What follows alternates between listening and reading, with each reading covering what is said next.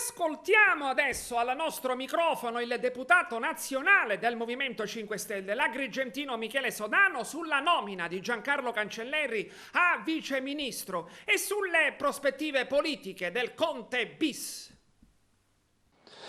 Nella seconda fila, tra virgolette, del governo Conte bis spiccano 6 siciliani, 4 sottosegretari e 2 viceministri, tra cui altrettanto spicca il leader del Movimento 5 Stelle in Sicilia, Giancarlo Cancelleri, viceministro a infrastrutture e trasporti. Onorevole Michele Sodano.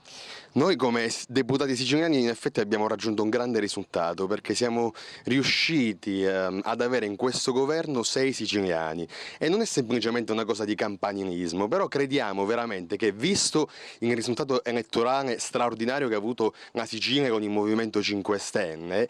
visto il fatto che solo chi conosce i problemi di questa terra può effettivamente risolverli, abbiamo richiesto a gran voce che appunto gente del luogo potesse avere una voce di spicco all'interno del nostro governo. E per me questo è un risultato grandissimo, perché chi meglio per esempio di Giancarlo Cancelleri, che fa politica nel territorio da 10 anni, potrà andare a incentivare un piano di sviluppo per le nostre strade, completare l'SS 640, avviare tutta una rete nuova di infrastrutture e di treni ad alta velocità. Ma la stessa cosa è venuta da altri settori. Abbiamo Steni di Piazza al lavoro, Celestio Villarosa all'economia. Ciò significa quindi che il Movimento 5 Stelle ha estremo rispetto della Sicilia, ma di tutta l'Italia, perché parliamoci chiaro, la formazione di questo governo ci dà delle certezze. Ci dà la certezza che l'1 gennaio 2020 non salirà l'IVA al 25%,